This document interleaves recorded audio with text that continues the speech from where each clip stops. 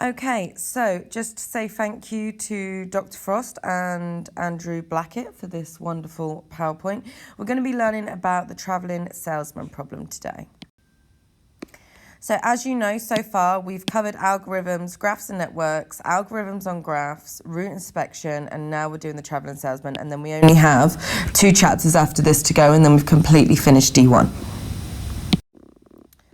So we're going to come back to this a little bit later because this looks at more of the real world problems, which is great to know, but we're going to do this when I'm back in school so we can have some really good discussions going on in group work. Okay, so there are a few definitions here. Now, I'm just going to let you read the definitions and then we're going to discuss what the similarities and differences between a tour and a cycle, okay? So have a quick discussion about these and then I'll ask you about the similarities and let's see if you understand what's going on. Okay, so a cycle, for example, if we had, our A, B, C, D, a cycle, for example, could be A, B, C, A. This makes a cycle. But a tour has to visit every vertex. You can see here this cycle does not visit the vertex D. Okay, so a tour, for example, A, B, D, C, A, is a cycle that visits every vertex. So in the Travelling Salesman problem, we will be finding a tour of minimum weight. So what is the quickest way to get to every vertex all the way around? And we have a classical problem and a practical problem, which we will discuss during this session.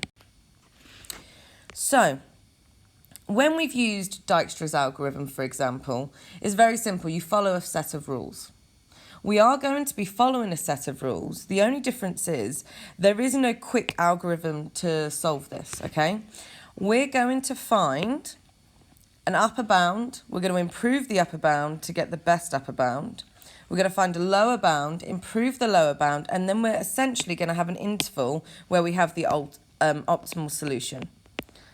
So we're going to have the best lower bound and the best upper bound here. So we know the optimal solution will be in between these two values. So if I was to write these down, if we find an upper bound, okay, and we found an upper bound of 143. Okay, then the better upper bound is 136. Then the best upper bound is 132.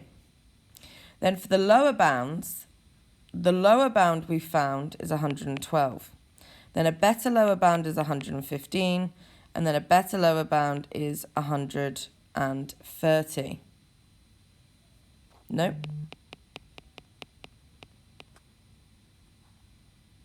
Yep. Okay. So the optimal solution will be in between essentially 143 and 112. So if you find a solution within then, you're going to have an optimal solution. So what we're going to be looking at, as you know, sometimes when we get given a network, it's not complete. Do we remember what a complete graph is? So remember complete graph, if we just do a side note. So K4, the complete graph of K4, we have 4 nodes and every node is connected to each other. So this one's connected to this one, to this one, to this one. And then the same. So from every node, you can get to every other node. Okay? So, for example, let's have a look at this graph here. We can see this is not a connected graph because D is not connected to A, for example. Okay? How long would it take you to get from B to C? We can go the direct route from B to C, which is 53. Or if we did BEC, this is actually going to be slightly quicker, isn't it? It's going to be 39. So actually, from B to C, if we go to E, this is actually 39. So it's quicker to go this way. So what we're going to do now is you should all have this. And you can see here as well, from A to B, it's quicker to, instead of going through the mountain pass to get to A, to go via E and C, and you're going to get 51. So I want you to draw this and fill in your new distances. Now remember, it doesn't matter if you have to go via something. You don't have to write that down. So we've just worked out from B to C is 39. So from B to C, we can write here 39. Okay? You're going to spend a few minutes doing that. Off you go. So we know that A to B is 51. Okay, A to C we know is 12. We can see it's 12. This one's easy. A to C is 12. We can fill in all the easy ones, like D to E is 14. If you went to B and then back to E, it's not going to make sense. 14 is small, so D to E is 14.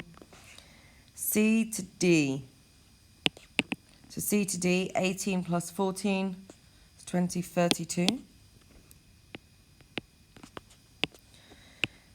E to C, 18.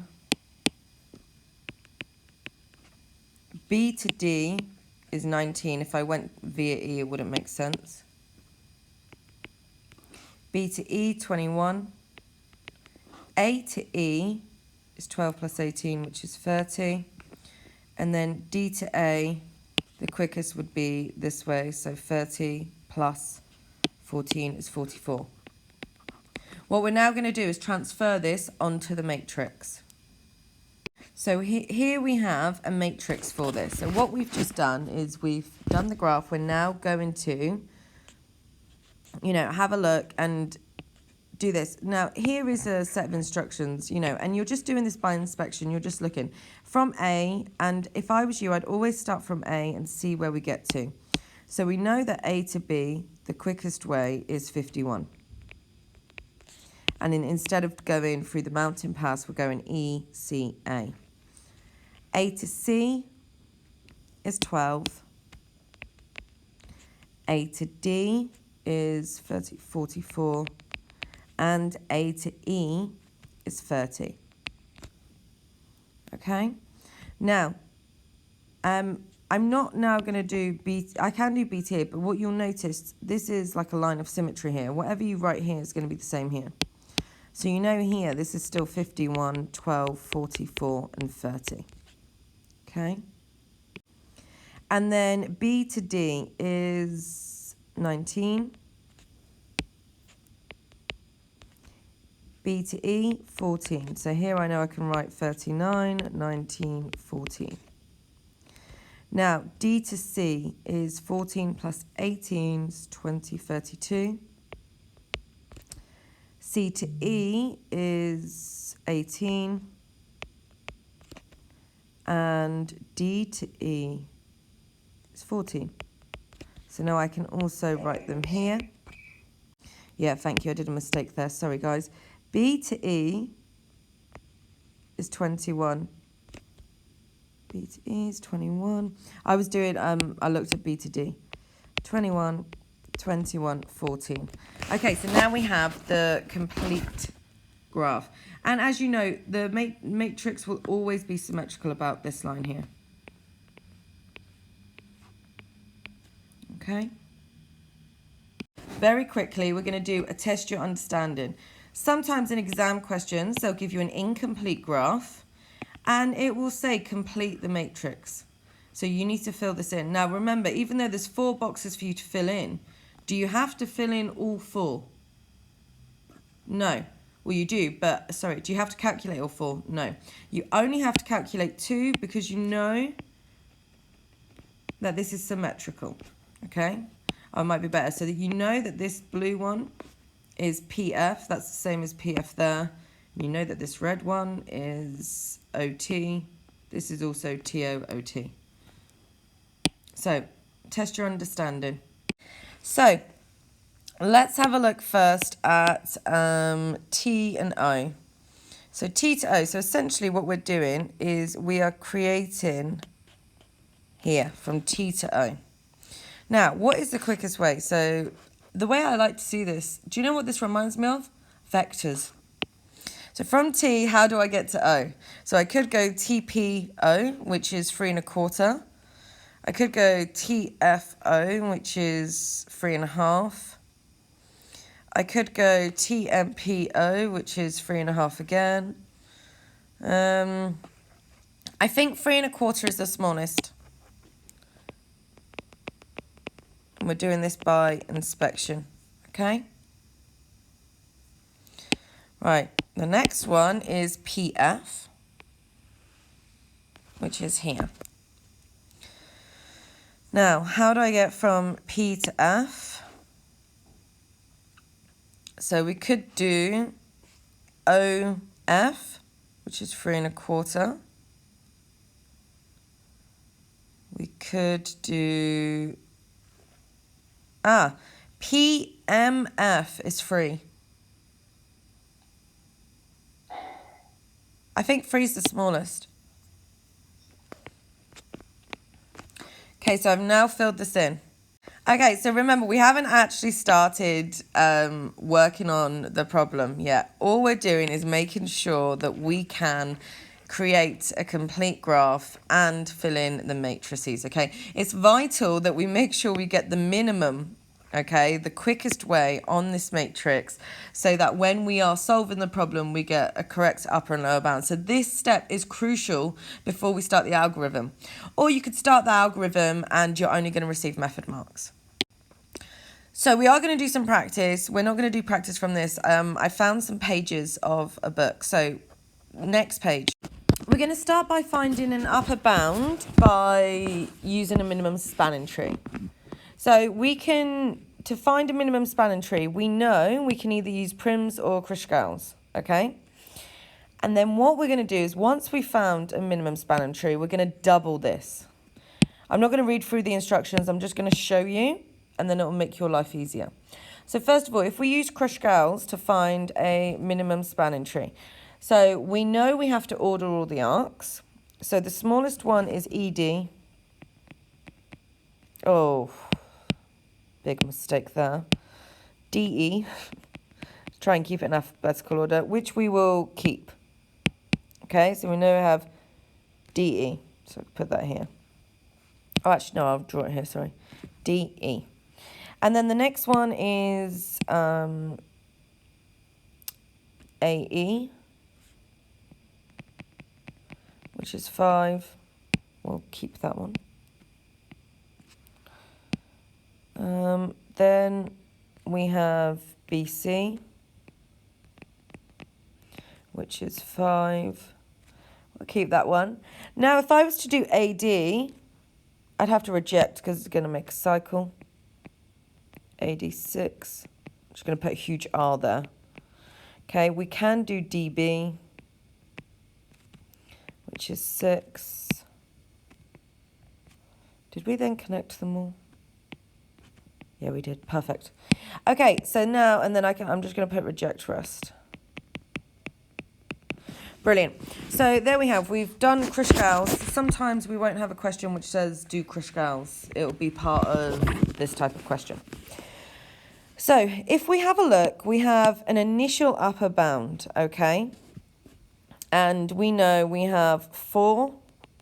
Nope, that's a lie. That's 5. This one's 4. This is 6. And this is 5. So our minimum spanning tree here is 20. Okay, so our minimum spanning tree is 20. Now what we essentially do, we're going to double that to get 40. And this is our initial upper bound. Because this is saying, if I start at A, I'm just going to zoom in a minute so you guys can see what we're going to do here. So if I start at A and I go this way, I then get to E and I go again this way, I get to D, I keep going to B, and then I keep going to C. And then essentially, this is what I'm saying, I'm now at C, and guess what, guys? I'm going to turn around. So if I now go back to B, back to D, back to E, and back to A this way, this would give me an upper bound of 40. This is saying it's possible to go from A to C, where I can go up, up, up, up, turn around at C, and go back the way I came. So it's possible to visit every node and come back where I started, and it would take 40 by using the minimum spanning tree. So this is how we get an initial upper bound. So the rule is to find an initial upper bound, we find a minimum spanning tree using prims or Kruskal's, and then we double it. This will give us our initial upper bound. What we can now do is improve that upper bound.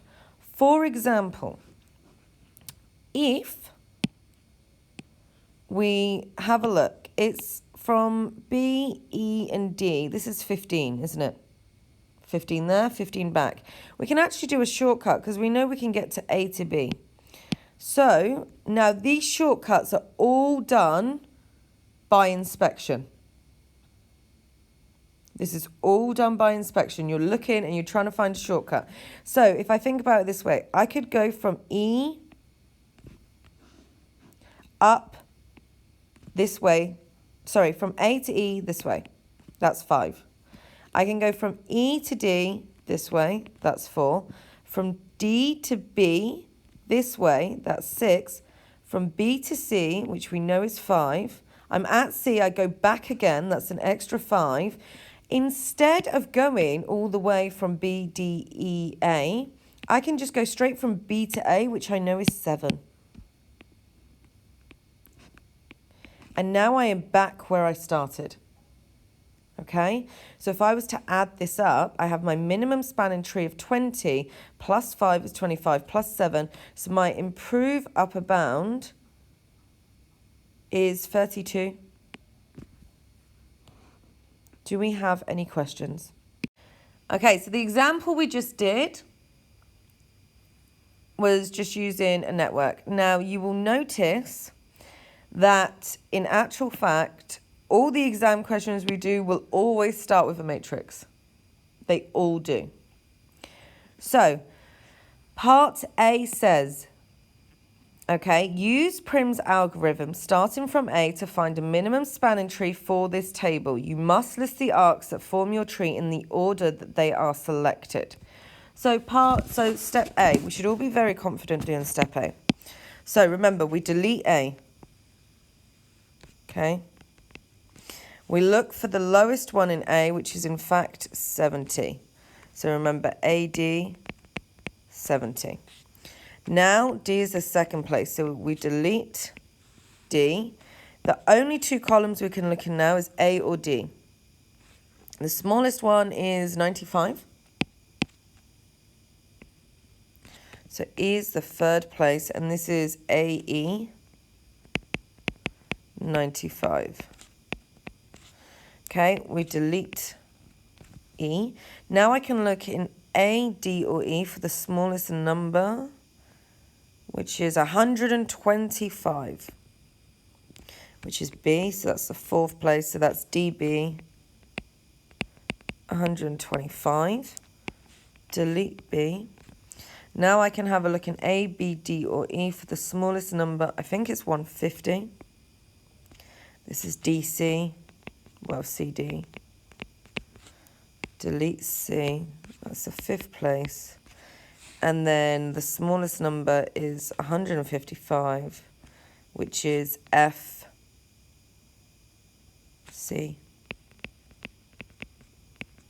155. Delete F, and that's the 5th place. So we've done step 1. We've used Prim's algorithm starting from A to find a minimum spanning tree for this table. Done. Any questions with this? Okay, so just like as a side note, the minimum spanning tree is, what's the weight of the minimum spanning tree? So this is 595. It's our minimum spanning tree. So remember, our initial upper bound,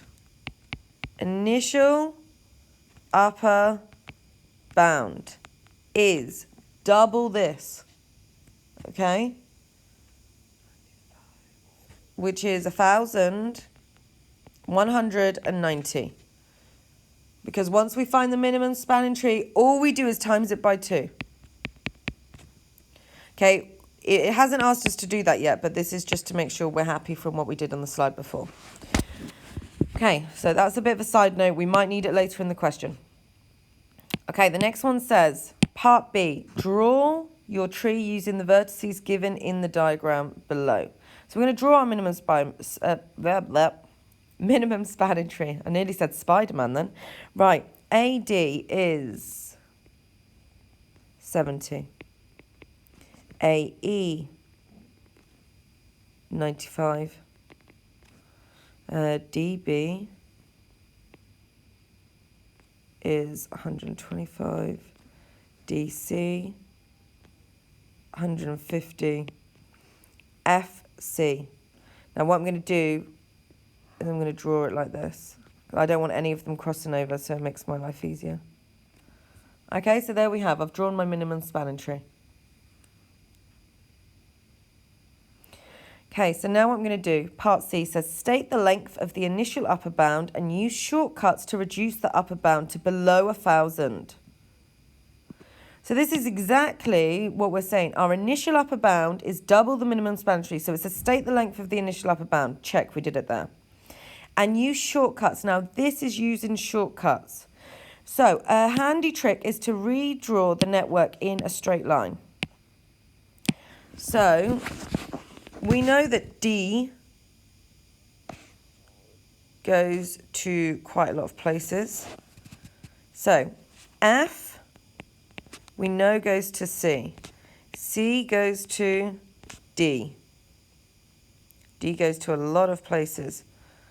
Let's do A and E. D goes to A, E, because that can be a straight line, and then we have B up here.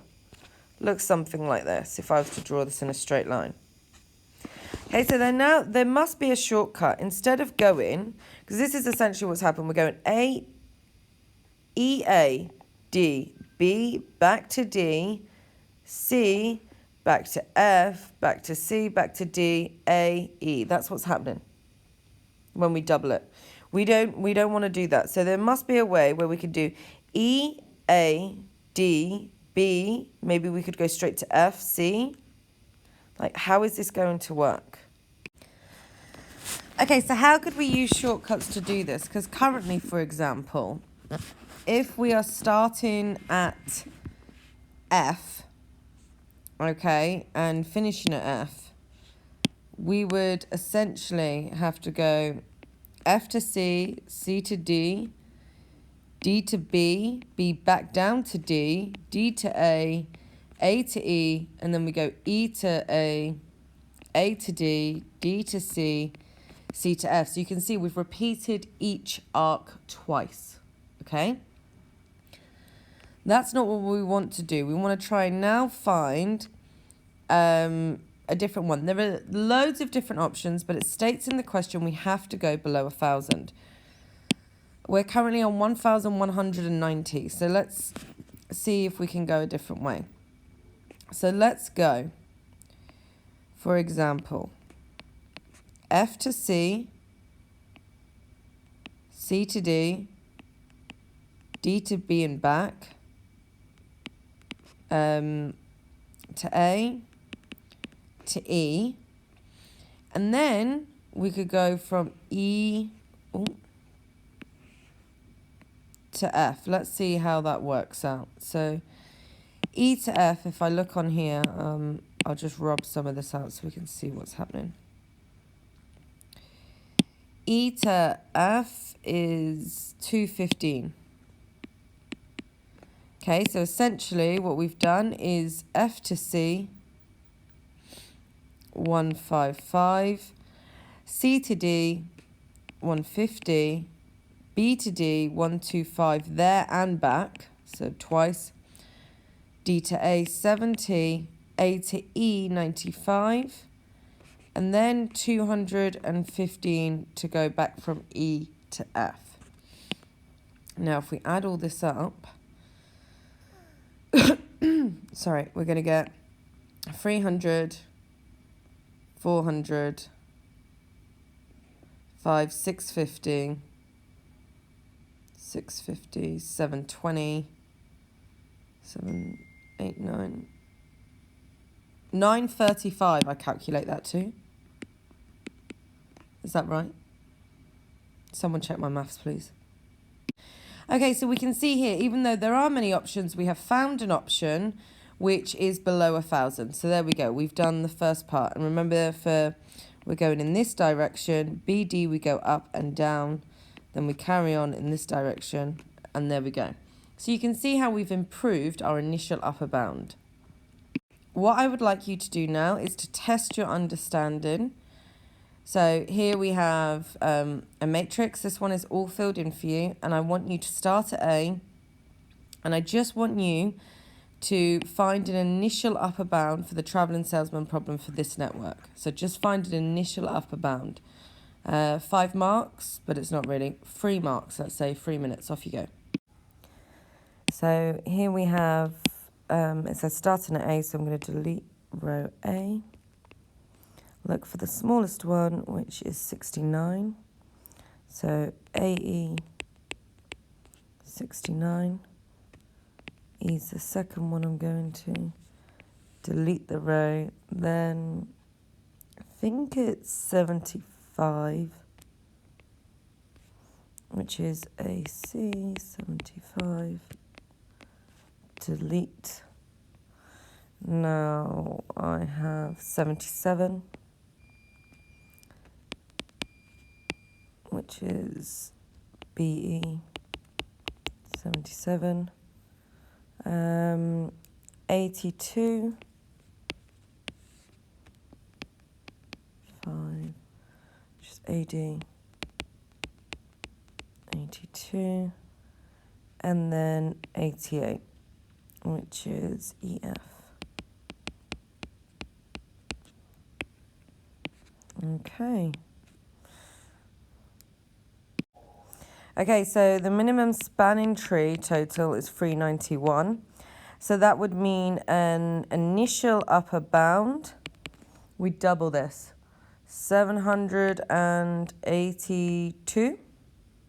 Okay, remember we always multiply by 2, 782. Now, if I was to draw this out, remember, we could do A, E. A also goes to C, B goes to E, A goes to D, and E goes to F. Okay, so if I was to draw it out in like a bit of a straight line, this just makes everyone's life easier. Now, if we were to improve this, because at the minute, if we start at A, we're going there and back, there and back, there and back, there, back, back. So that's why we double it. If we were to improve this, I know it's not part of the question, but how would we improve our initial upper bound? Okay, how can we improve this? Have another minute, see if you can look for any improvements to make the initial upper bound less than 782. So one improvement could be, I could go A to D, which we know is 82. D to C, which is 97. I could go C to F, which is 115. F to B, which is 109. B to E, which we know is 77. And A to E, which we know is 69.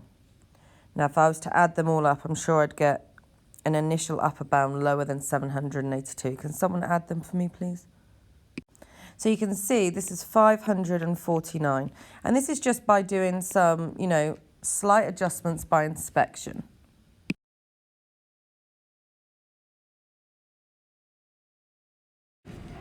Sometimes we use a minimum span tree to find a lower bound. This can be used for a classical problem, and here we have it.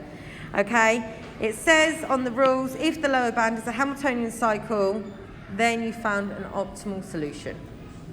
So, here's an example of how we're going to do the lower bound.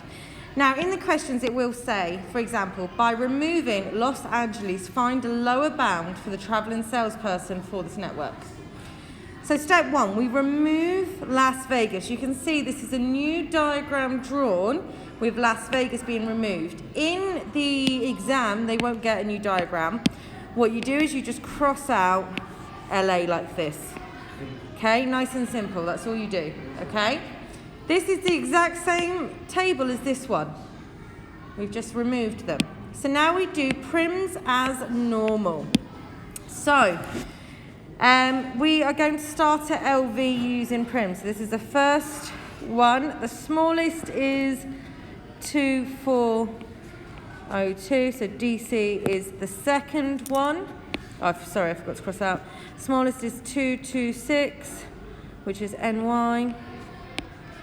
Then the smallest is 1054. Okay. So now we know we have 226, 2402, 1054. This is the minimum spanning tree for the table when we removed it. And then what we do is we find the two smallest from the node that we deleted, which is 270 and 1 second, and 2658. Okay, how much is that all together? So the total is 6610.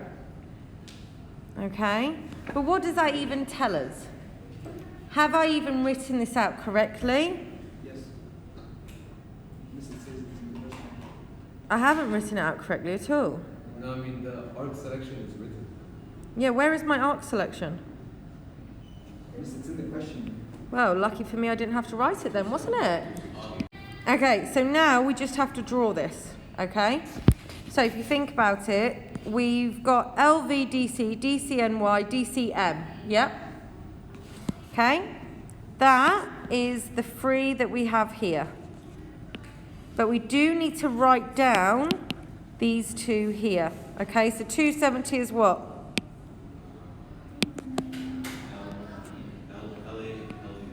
Yeah, LALV and LADC. Okay, if it asked us to draw this,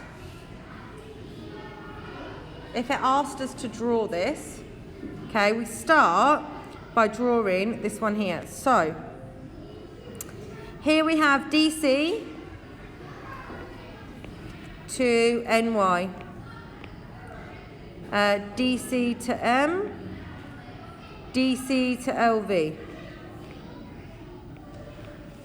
Okay, and then we have LA to LV and LA to DC.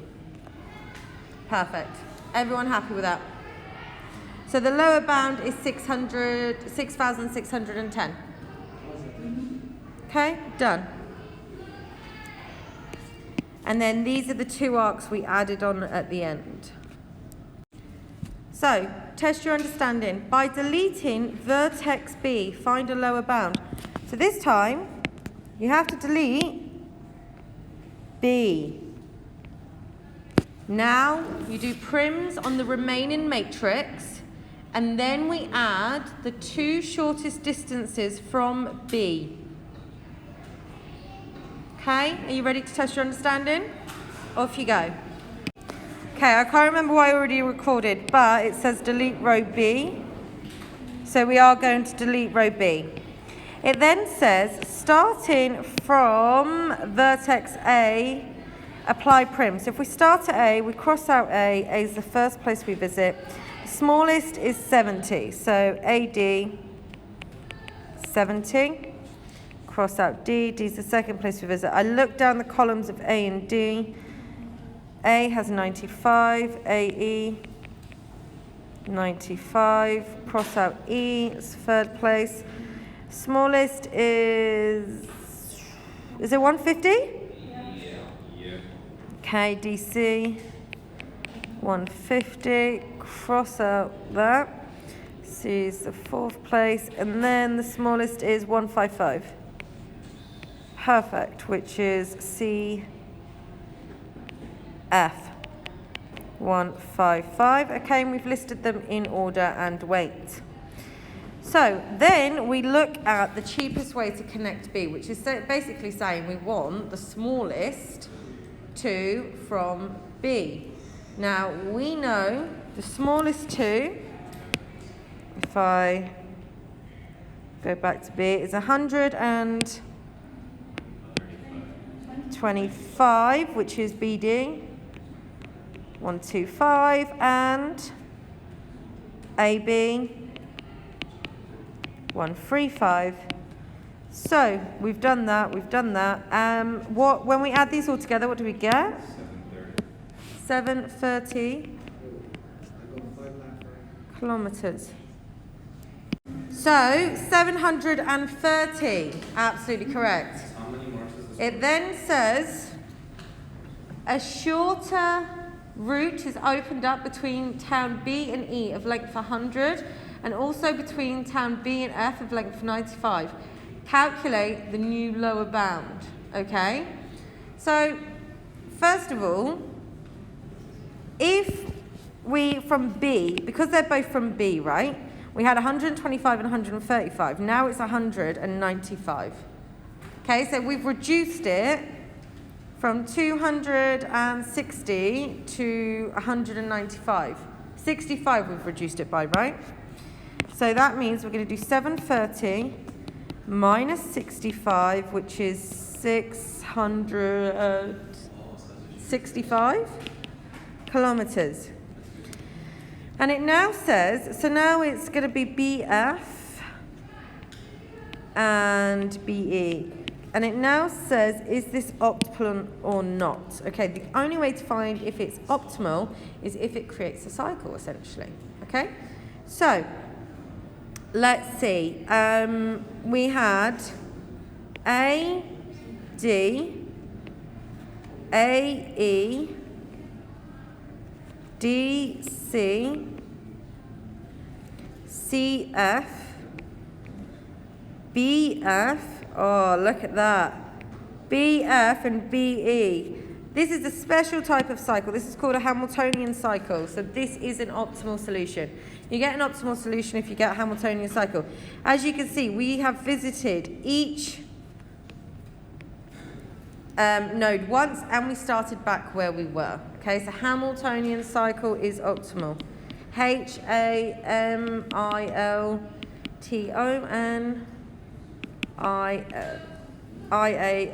Hamiltonian cycle. This is optimal.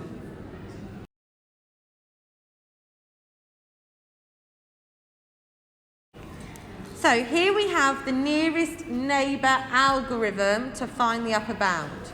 Here are the rules. We're going to follow the rules of this algorithm. A few things to point out. It looks similar to Prim's, it's not. Okay, it is a little bit similar, but it's not.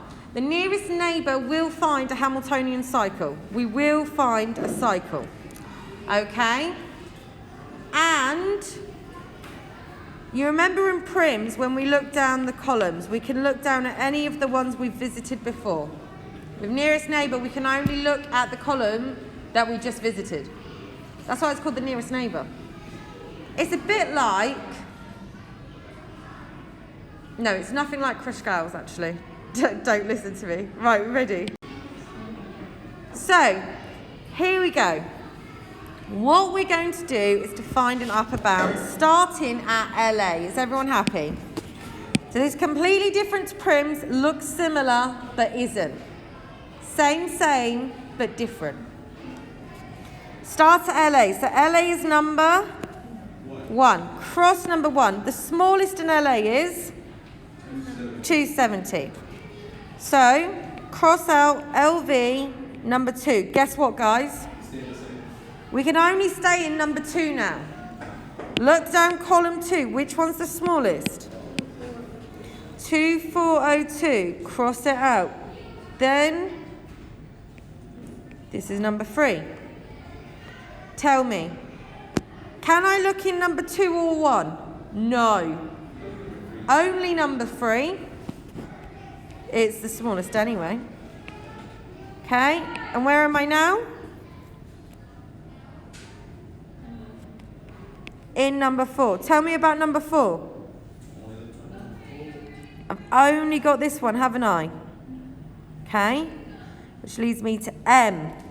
Now, something that we need to know. We have to choose MA at the end. Okay, M to LA. You know why? Because how else are we going to get back and create a cycle? So because M was the last place we visited, how do we get from M to A? This one. It doesn't matter what it is.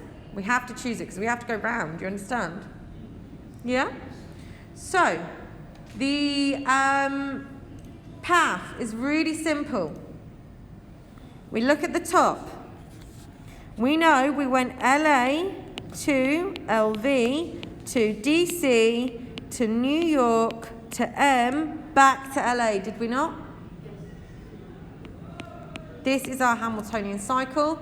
This is going to give us an upper bound. So, when we add all these numbers together,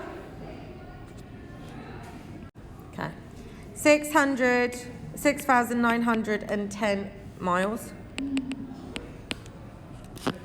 Okay, so this is our upper bound. Now, do you remember we found a lower bound earlier? Our lower bound on the previous slide was 6,610. Okay, and here we have 6,910. So our optimal solution will be in between those two values. Yeah? Okay, here's an exam question. It's only 3 marks to do this algorithm. It's really simple. Off you go. So the table shows the least distances in kilometres between 6 towns. Toby must visit each town at least once. He will start and finish at A and wishes to minimise the total distance. Use the nearest neighbour algorithm starting at A. Okay, so if we're starting at A, we delete A. The first place we look at is A. The smallest one is 12. Delete E. So second place we go to 15. Delete D. Third place we go to 12. Delete F. Fourth place we go to 12. Delete B. Fifth place we go to 6. And then if we have a look, from C to A is 25. So it goes A, E, D, F, B, C, A. I'm going to add all of them up. And I get 100.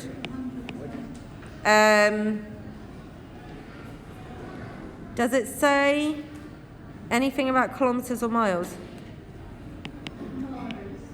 Does it? Okay. I'll just put 100 length. Wait there.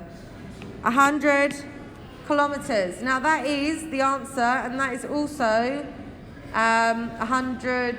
No, how many marks? 3 marks. Congratulations.